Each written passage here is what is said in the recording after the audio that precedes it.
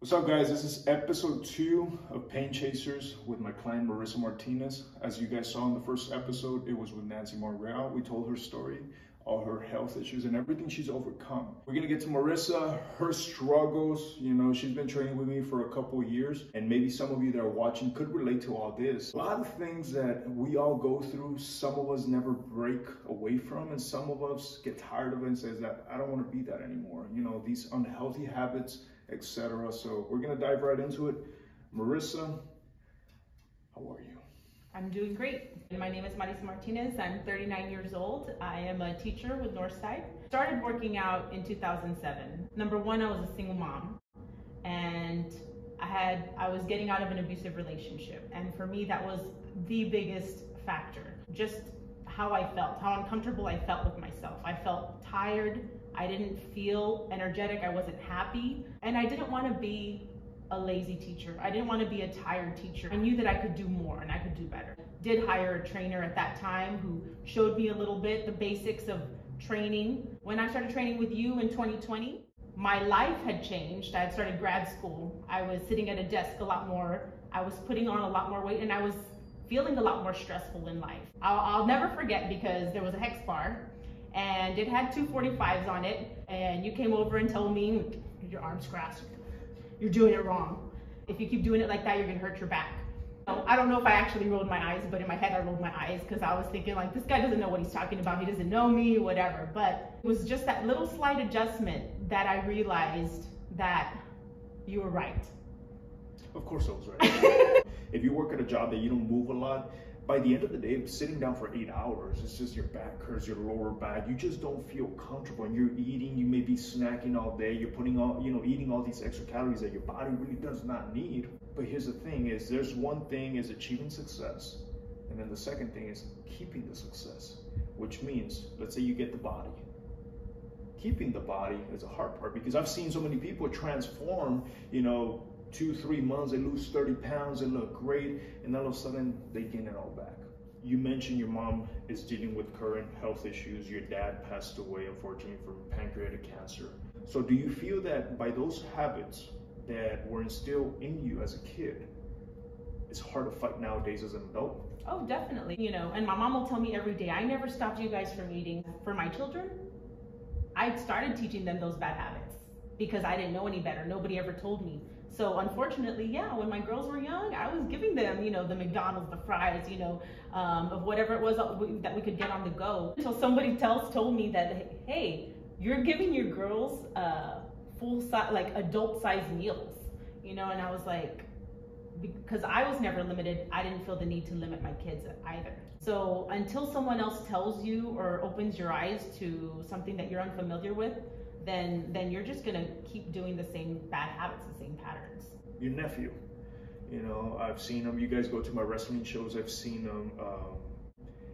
I know you guys work out all the time. You post it on your social media how, you want to hold him accountable so he can get his legs stronger and, possibly one day be able to walk, and just stay strong. Tell me about that. But when he was diagnosed with spinal muscular atrophy, that was another thing that opened my eyes as far as like, this is why I need to continue training. And for me, that helped me realize how blessed I am that I am able to walk. When he got diagnosed and they stressed to us the importance of him maintaining his strength and him doing his stretches and all the therapies, it was hard for me to think about, how can I not take care of my body? I need to be the role model for him. If I expect him to maintain his strength, to get stronger and to do hard things, then I need to be able to do hard things as well. Working out is a habit for him, and it's almost like our bonding time, where he knows that when he's with me, we have to work out. That's his expectation. There's been times he'll come over and he'll say, he'll tell me, come on, Thea, are we gonna work out? And I was like, no, Papito, I'm tired, let's take a rest day. And he's like, no, we have to, otherwise we'll lose our strength. And so that gives me like, okay, we have to do this. Well, even when we don't want to, we have to do this. People are watching, you got kids and they're healthy and they can run and all this.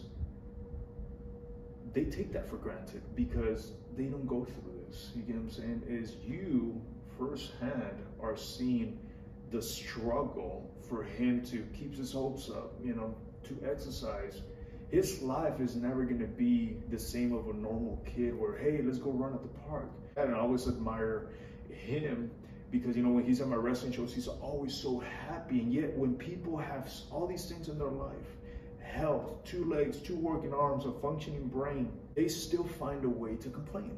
They still find a reason to say, well, you know, I wish my life was better. I wish this. What do you say to people like that are watching, that they constantly wake up and they're the victims of life? And when you firsthand see Gabriel not being a victim of life, even though he clearly says, he can't use his legs. You know, his days are numbered depending how fast that disease moves and stuff like that. What goes through your head? Every opportunity that we're given, I think we should definitely take it. With my nephew, we don't know how fast his disease is going to progress, how fast his muscles will get that atrophy, that weakness. I ask him, how are we going to get there? He's like, oh, well, you can carry me on your back. And I always tell him, I said, no matter what it takes, I'll carry you. I'll take care of you. That's for me, that's my motivation. I'm going to take care of him. I don't want him to know the limits because he doesn't have the use of his legs. He wasn't given that choice. And I want him to be able to experience things that other people can experience who are not limited. There's no limitations for a kid. When you ask a kid, you know, when I've done all these career days with kids and stuff like that, and I ask them, hey, what do you want to be when you grow up and stuff like that?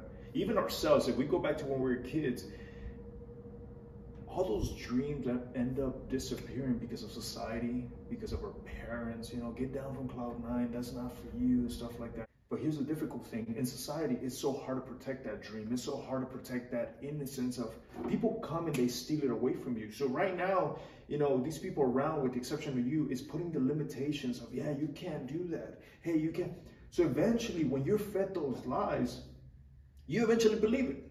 You know, how do you make somebody believe something? By saying it over and over and over. And the same thing applies to the way we talk to ourselves. Oh, I'm a failure. Oh, I suck. Oh, I'm fat. Oh, I'm not talented. Well, of course, your body's going to listen to it and be like, yeah, you are. But if you say the opposite, you say, I can become this. I will become this. I am strong to overcome this addiction. I am strong to beat food. I will lose weight. I will become the best version of myself. And you're making a huge impact, because let's say we take away from Gabriel's life.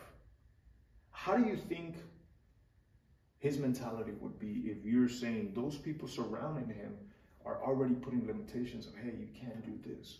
He's going to start to believe it, and it's going to become a reality.